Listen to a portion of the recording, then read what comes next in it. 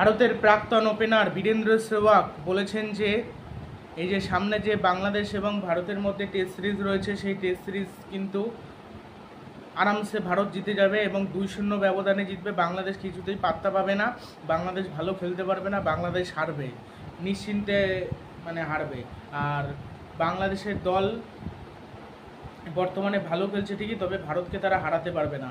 আর হর্ষা ভোগলে বলেছেন কিছু সময়ের জন্য এই ভারতের মানে এই বাংলাদেশের এই দলকে একটু হলেও শক্তিশালী মনে হচ্ছে, একটু হলেও। আর চেন্নাইয়ের পিচ কিন্তু লাল মাটির উইকেট হবে, এটাই শোনা যাচ্ছে সূত্র মারফত, লাল মাটির উইকেট হবে। আর গৌতম গম্ভীর যেহেতু কোচিং করাচ্ছে, এখানে আমরা দেখতে পারি যে ব্যাটসম্যানদের দিয়ে কিন্তু বল করাতে, এক্ষেত্রে কিন্তু বাংলাদেশ চাপে পড়বে। যদি পরের দিকে বল স্পিন করে, আর পরের দিকে তো করবেই, বল যদি স্পিন করে পরে কিন্তু খেলা চাপের হয়ে যাবে বাংলাদেশের জন্য। ভিডিওটি ভালো লাগলে চ্যানেলটি সাবস্ক্রাইব করবেন এবং ভিডিওটি শেয়ার করতে বলবেন না। এবং তোমাদের কি মনে হচ্ছে এই সিরিজটা জমজমাটপূর্ণ হতে চলেছে নাকি, সেটা অবশ্যই কমেন্ট বক্সে জানিও। আর ভিডিওটি ভালো লাগলে ভিডিওটি শেয়ার করে দিও। আর একটা কথাই বলবো যে এর আগে অনেক ক্রিকেটারই কিন্তু বলেছিল যে বাংলাদেশ পারবে না, ভারতই জিতবে। বা সৌরভ গাঙ্গুলি বলেছিল, এখন বীরেন্দ্র সেহবাগ বললো, দীনেশ কার্তিক বললো, সবাই একই কথাই কিন্তু বলেছে। এখন আবার বীরেন্দ্র সেহবাগও একই কথা বলবো ভারত এবং বাংলাদেশের মধ্যে। আর নেটে দেখা গেছে যে বাংলাদেশের বোলাররা কিন্তু ভালো প্র্যাকটিস করছে, সাকিব হোক বা মেহেদী হাসান মিরাজ হোক, এরা কিন্তু বল বেশি প্র্যাকটিস করছে। এদের বল খেলাও ভারতের কাছে একটু হলেও চাপের হয়ে যাবে। সাকিবের বল খেলার থেকে আমি মনে করি মেহেদী হাসান মিরাজের বল খেলাটা বেশি কঠিন, বিশেষ করে টেস্টে। সাকিবের বলটা অ্যাঙ্গেল করে ছাড়া আসা ছাড়া কিছু নেই। ওই অ্যাঙ্গেল করে যখন লাইন মিস করে অনেকটা জাদেজার মতো, তখনই মিস, না হলে সমস্যা। আর তো কোনো ভ্যারিয়েশান নেই। আর অফ স্পিনে তাও দুসরা দেয়, দুসরা ঠিক দেয় না, অফ স্পিন করে গুগলিও ঠিক না, অফ স্পিনটাই করে। আর একটা মানে অফ ব্রেক করে, অফ স্পিন একটা করে, অফ ব্রেক করে একটা, আরটা মনে হয় ফ্লিপার করে মনে হয় একটা, ওই মেহেদী হাসান মিরাজ। নকল বলটা মাঝে মাঝে করার চেষ্টা করে, নকল বল। আরটা ইয়র্কার দেয়, মানে বলে যেরকম ইয়র্কার দেয় ওরকম ফুল টাচ দিয়ে দেয় মেহেদী হাসান মিরাজ, এরকম বল করে। আবার তার সাথে তো ব্যাটিংটা করতে পারে, ভালোই ব্যাটিং করে, প্রয়োজনে জ্বলে উঠতে পারে ব্যাটিংয়ের ক্ষেত্রে। 19 তারিখ থেকে শুরু হতে চলেছে ভারত এবং বাংলাদেশের মধ্যে টেস্ট সিরিজ। প্রথম টেস্ট ম্যাচ হবে 19 তারিখে, 19 তারিখ থেকে শুরু হবে। এবং সেই টেস্ট ম্যাচে ভারত এবং বাংলাদেশের মধ্যে প্লেইং 11 যদি বলতেই হয়, ভারত এবং বাংলাদেশের মধ্যে প্লেইং 11-এ কেমন হতে পারে সেটা বলছি। ভারতের প্লেইং 11-এ হয়তো থাকতে পারে যশস্বী জয়সওয়াল ওপেন করবে, তার সাথে রোহিত শর্মা, 3 নম্বরে শুভমান গিল। এছাড়া আর একটা জিনিস বলি যে যশস্বী জয়সওয়াল কিন্তু প্র্যাকটিস সেশনে বলও করছিল। এবার গৌতম গম্ভীর যেহেতু রয়েছে, তো গৌতম গম্ভীর ব্যাটসম্যানদের দিয়েও কিন্তু বল করায়। এই ক্ষেত্রে আমরা যশস্বী জয়সওয়ালকেও আমরা বল করতে হয়তো দেখলেও দেখতে পারি, হয়তো যশস্বী জয়সওয়াল বল করছে। এবার দেখতে হবে যে বল করায় নাকি, এবার শেষ অবধি যে যদি ডিসিশান নেয় না আমি বল করাবো না, তাহলে আলাদা বিষয়। তবে আমার মনে হচ্ছে সেটা করাবে না, ভালোই ডিসিশান নেবে, কিছু বুঝে শুনে কিছু ডিসিশান নেবে। এখন পুরোটাই নির্ভর করছে যে গৌতম গম্ভীরের হাতে এবং রোহিত শর্মার হাতে, রোহিত শর্মা বল দেবে কি দেবে না। লাল মাটির উইকেট হবে। আর 3 নম্বরে গিল, 4 নম্বরে বিরাট কোহলি, 5 নম্বরে ঋষভ পান্ট, 6 নম্বরে কে এল রাহুল, 7-এ জাদেজা, 8-এ রবিচন্দ্রন অশ্বিন, 9 কুলদীপ অথবা অক্ষর প্যাটেল, আর 10 নম্বরে বুমরা, 11 নম্বরে সিরাজ। এক্ষেত্রে সে মানে দুজন হয়তো ব্যাট করতে পারে না শেষে, সিরাজ আর বুমরা যদি এরকম হয়, অক্সারকে না, কুলদীপকে নিলে কুলদীপ অত ভালো করতে পারে না, 3 জন ব্যাট করতে পারে না সেক্ষেত্রে। আর বাংলাদেশের প্লেইং 11-এর কথা বলছি যদি বলতেই হয়, সাদমান ইসলাম আর জাকির হাসান ওপেন করবে, 3 নম্বরে চলে আসবে শান্ত, 4-এ মানিনুল হক, 5 নম্বরে লিটন দাস, 6 নম্বরে মুশফিকুর রহিম, 7 নম্বরে মেহেদী হাসান মিরাজ, জাকির আলী সুযোগ পাবে না, 8 নম্বরে তাইজুল ইসলাম, 9 নম্বরে আর একটা কোনো স্পিন অলরাউন্ডার সুযোগ পেতে পারে। ও সাকিব আল হাসানের কথাই তো বলতে ভুলে গেছিলাম, সাকিব আল হাসান মাঝে থাকবে। সেক্ষেত্রে আর একবার বলছি, জাকির হাসান, সাদমান ইসলাম, 3 নম্বরে শান্ত, 4 নম্বরে ওই মনিনুল হক, 5 নম্বরে লিটন দাস, 6 সাকিব আল হাসান, 7 নম্বরে মেহেদী হাসান মিরাজ। বারোটা কোনো স্পিনার আর দুটো ফাস্ট বোলার, এরকমই হবে ভারতের মতনই। তবে রবিচন্দ্রন অশ্বিনের বল কী করে মোকাবিলা করে বাংলাদেশের ব্যাটাররা, এটা একটু চ্যালেঞ্জিং বিষয় হতে চলেছে। আর কুলদীপকে খেলালেও কুলদীপকে খেলা মুশকিল হয়ে যাবে। এর আগে বোধহয় বাংলাদেশের বিপক্ষে 5 উইকেট নিয়েছিল কুলদীপ যাদব বাংলাদেশের বিপক্ষে। রবিচন্দ্রন অশ্বিন একবার 5 উইকেট নিয়েছিল, অনবদ্য বোলিং করেছিল। এর আগে রবিচন্দ্রন অশ্বিন ব্যাট করে জিতিয়েছিল বা বাংলাদেশের বিপক্ষে। বাংলাদেশ এবং ভারতের মধ্যে 13টা ম্যাচ হয়েছে, 2টো ম্যাচ ড্র হয়েছে, 11টা ম্যাচ জিতেছে ভারত, একটা ম্যাচও জিততে পারেনি বাংলাদেশ। বাংলাদেশ এখনও পর্যন্ত খাতা খুলতে পারেনি, বাংলাদেশ এখনও পর্যন্ত একটা ম্যাচও জিততে পারেনি।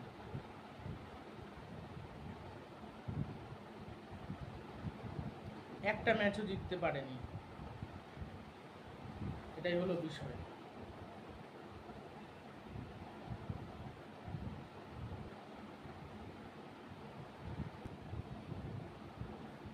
আর এই দুই দলের মধ্যে ভারতকে শক্তিশালী লাগছে এমন কথাই কিন্তু বেশিরভাগ ক্রিকেটার বলেছেন। বীরেন্দ্র সেহবাগ, সৌরভ গাঙ্গুলি, দীনেশ কার্তিক, হর্ষা ভোগলে, অনেকে কিন্তু বলেছে যে ভারতের দলটাই সেরা লাগছে। আর মোহাম্মদ শামি এর মধ্যে মুখ খুলেছে। মোহাম্মদ শামি বলেছে বর্ডার গাভাস্কার ট্রফি নিয়ে কিন্তু আমি উচ্ছ্বসিত, বর্ডার গাভাস্কার ট্রফিতে কিন্তু আমি ব্যাক করার চেষ্টা করব।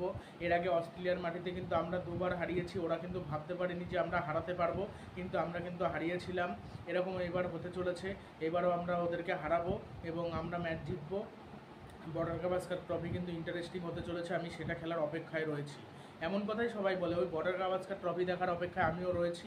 ওই বর্ডার গাভাস্কার ট্রফিতেই বোঝা যাবে কোন প্লেয়ার ভালো, কোন প্লেয়ার খারাপ, কোন মানে ওইখানেই বোঝা যাবে। শুভমান গিলকে বাংলাদেশের বিপক্ষে ভালো খেলতে হবে।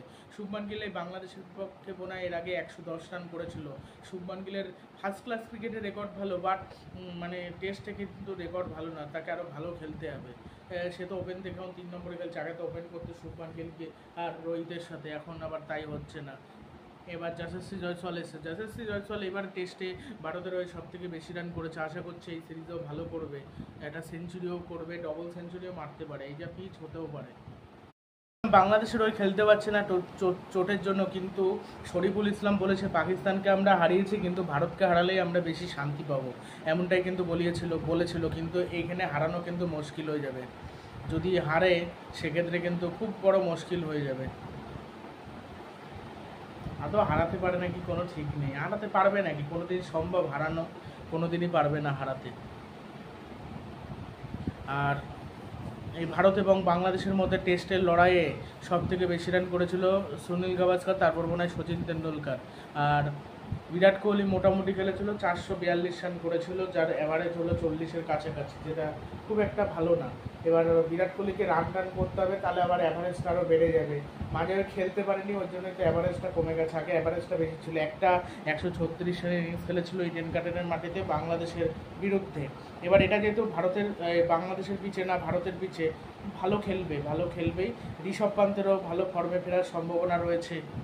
সারফরাজ খানের সুযোগ পাবে না, যেহেতু রাহুল খেলবে, ওই জন্য সুযোগ পাবে না। আর উইকেট কিপিং করবে কিন্তু ঋদ্ধিমান শাহ বলি কেন, ঋষভ পান্ত আর রাহুল এরপরে যদি এরকম বাজে খেলতে থাকে তাহলে কিন্তু তখন সরফরাজ খানকে নিয়ে আসবে।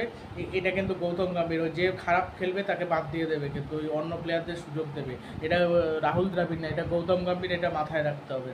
গৌতম গম্ভীর, মণি মর্কেল, তারপরে রায়ান ডেন দুস্কাতে, আশিস নায়রা না, ওই অভিষেক নায়ার, এই 4-5 জনে দেখা যাক এরা কোচিং কেমন করে। তখন তো একার বুদ্ধি ছিল, কিন্তু সবই রোহিত শর্মার বুদ্ধি আর নাহলে রাহুল দ্রাবিড়ের বুদ্ধি। আর এইবার কিন্তু গৌতম গম্ভীরেরই থাকবে, এবার পুরোপুরি গৌতম গম্ভীরেরই থাকবে। যা টেকনিক হবে গৌতম গম্ভীর আর রোহিত শর্মা। আগে যেমন রাহুল দ্রাবিড়, এবং আগেরবারও একাই রাহুল দ্রাবিড় ছিল। আর এইবার বলতে গেলে রাহুল গৌতম গম্ভীর। আগে যেমন MS ধোনি অধিনায়ক থাকলেও সৌরভ গাঙ্গুলি, তারপরে বীরেন্দ্র সেহবাগ, MS ধোনি, এদের নেতৃত্ব ওরা কিন্তু এদের নেতৃত্বে খেলেছে। ওরা বলে দিত অনেক সময় টেকনিক, যে একে এখন ব্যাটিংয়ে পাঠাও, একে এখন এরকমভাবে ক্যাপ্টেন্সি করো, সেটা মহেন্দ্র সিং ধোনি শুনতো। এই জন্য বড় প্লেয়ারদের সাথেও সে খেলতে পেরেছে, কোনো ঝামেলা বাঁধেনি, ভালো হয়েছে। এরকমভাবেই খেলতে হবে। অনেক সময় কোচ যা বলে সেটা খেলতে হয়, বা প্লেয়াররা অনেক সময় একটা আইডিয়া দেয় যেটা ভালো, ক্যাপ্টেনের মাথায় আসছে না, বাট অন্য একটা প্লেয়ারের মাথায় চলে আসলো, সেই প্ল্যানটা খেটে দিল, সেই প্লেয়ারকে আউট করে দিল, যার কারণে ম্যাচটা জয় পেতে, ওই কয় রানই হয়তো জয় পেলো। বা একটা জিনিস আউট করতে পারলো না, ওই একটুর জন্য হেরে গেল, খুবই খারাপ লাগে তখন। কিন্তু ভালোই রান হবে, চেন্নাইয়ের পিচে তো ভালোই রান হবে, খুব একটা কম রান হবে না, ভালো বেশি রানই হবে। এবার আমরা একটা হাই স্কোরিং ম্যাচই দেখতে চলেছি, আমরা দেখতে পাবো হাই স্কোরিং ম্যাচ। তবে ওই যে 700-800 অত রান হবে না, 400, 450, 500 এটা হতে পারে। 650, 700 ওরম দিন হলে ম্যাচ দেখে মজা আসবে না। হয় ওই ম্যাচ ড্র হবে, ওই ম্যাচও ড্র করা যায়। হয়তো প্রথমে বলি বাংলাদেশ 700 রান করে দিল, কথার কথা বলছি, ভারত পরে ব্যাট করতে নামলো, ব্যাট করতে নেমে 400-তে অল আউট হয়ে গেল, 400 বা 500-তে অল আউট হয়ে গেল, প্রায় 4 দিন শেষ। তারপরের দিনকে বাংলাদেশ আবার ব্যাট করতে নামলো, তখন কিন্তু ড্র হয়ে যাবে। বা এরকম ভারত 150 রানে অল আউট হয়ে গেল, প্রথমে ব্যাট করে 150 রানে অল আউট হয়ে গেল, তারপরে বাংলাদেশ ব্যাট করতে নামলে সেখানে 400 রান করলো অনেক ওভার খেলে, প্রায় 2-3 দিন খেলা, 2 দিনের খেলা বাকি। তারপর ভারত ব্যাটিংয়ে আসলো, একদিন বসে ভারত ব্যাট করলো, তাও অল আউট হলো না ব্যাট করতে, তারপর আবার পরে ডিক্লিয়ার দিল। তখন কিন্তু অনেক সময় ড্র হতেও পারে, আবার ইয়েও হতে পারে, জিততেও পারে সেই দল। বা হয়তো যদি ভারত ডিক্লিয়ার না করে তাহলে ভারতই ব্যাট করে যাবে, সেই অবধি যে ম্যাচটা ড্র হয়ে যাবে, এরকমও হয়। আবার ওরকম কম হয় আর কি। আর অনেকে এই টেস্ট ম্যাচটা বোঝে না, অনেকে যে ফার্স্ট ইনিংস কি, সেকেন্ড ইনিংস কি। এবার যারা বোঝে তার যদি দেখে মজা আসবে 19 তারিখে, এটা দেখার আমি অপেক্ষায় রয়েছি কেমন হয়।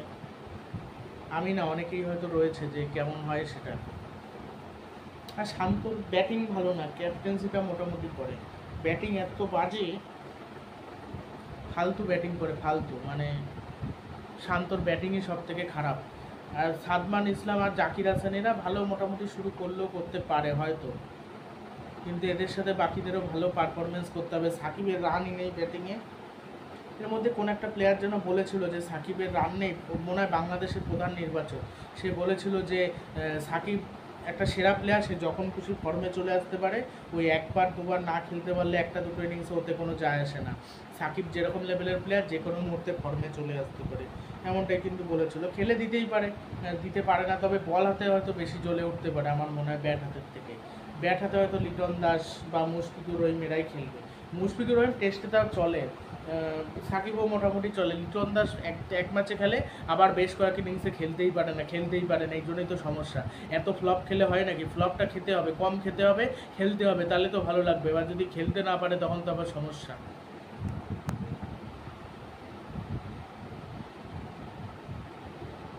আর এই বাংলাদেশের সাথে সিরিজের অপেক্ষায় অনেকেই রয়েছে, মানে অনেক দিন ধরে খেলা নেই, বোরিং লাগছে। এই টেস্টের জন্য 19 তারিখে দেখতে দেখতে চলে আসলো 15 তারিখ আজকে সম্ভবত, ও 16 তারিখ, 16 না 17, আর এখন কিন্তু 17। এখন যেহেতু কাজের জন্য ব্যস্ত থাকে, ওই জন্য কিন্তু ভিডিও দেওয়া হয় না, দিনে একটাই দিই, সকালেই দিই, তখন সময় পাই। সকালে ঘুম থেকে উঠে ভিডিও তৈরি করি একটা টপিকের ওপরে যে কোনো, তারপর ভিডিওটা দিই, তারপর কিন্তু আর পরে আর দেওয়া হয় না। পরে যদি কোনো দিন সময় পাই দিই, কোনো আপডেট পেলে দিই।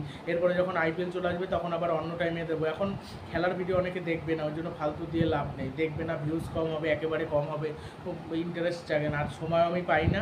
এরপরে যখন অনেকে দেখবে, খেলাধুলা চলবে, তখন দেওয়ার চেষ্টা করবো বেশি। আর এই টেস্ট ম্যাচও অনেকে কম দেখবে, ওই T20 বা বিশেষ করে যেসব ম্যাচ হয় আইপিএলে, ওরকম কেউ দেখবে না, বা ওয়ার্ল্ড কাপের মতো দেখবে না, কম লোক দেখবে, তাও দেখবে যারা ক্রিকেট প্রেমী মোটামুটি দেখবে। এখনও যারা ক্রিকেট প্রেমী তারা ভারতের খেলা ছাড়াও অন্য দেশের খেলা দেখে, কম দেখে, সব পুরোটা হয়তো দেখে না, অল্প দেখে, বাট দেখে। এখন তো আবার সিপিএলের খেলা হচ্ছে, সিপিএলের খেলা এবার দেখা হয়নি কাজের জন্য, অন্যবার তাও দেখি, অন্যবার রাতে হয়, এবার তো সকালে হচ্ছে, 5:30 হচ্ছে না, অন্যবার টাইমটা চেঞ্জ হয় তো, মানে ওয়েস্ট ইন্ডিজে করে রাত্রে খেলা হয় 7:30 8টা থেকে। এইবারে সিপিএলের যেন খেলাটা যেসব পিচে খেলা করেছে একদম ভোরবেলায় খেলা, ওরকম রাতে একটাও খেলা দেয়নি, ওইভাবে হয় না। আগে সিপিএলের খেলা 7:30 8টা থেকে শুরু হতো, 10টা 11টা অব্দি হতো, ওই খেলাগুলো দেখতাম। আর পোলার তো অনেকদিন ধরে ক্যাপ্টেন ছিল TKR-এর, ভালোই ক্যাপ্টেন্সি করতে, এখনও সেই পোলার এখনও চলে। ফিটনেসের ইস্যু রয়েছে, বাট পোলার সেরা। টিম ডেভিড আসুক বা অন্যান্য ফিনিশার আসুক, পোলার একটা আলাদা লেভেলের, ওই দানবীয় ইনিংস কেউ খেলতে পারবে না। যখন খেপবে পোলার একেবারে অবিশ্বাস্য, দারুণ একজন ফিনিশার, দারুণ। রাসেলের অত ভরসা নেই, রাসেল বেশি বিধ্বংসী, কিন্তু ভরসা বেশি দেয় পোলার।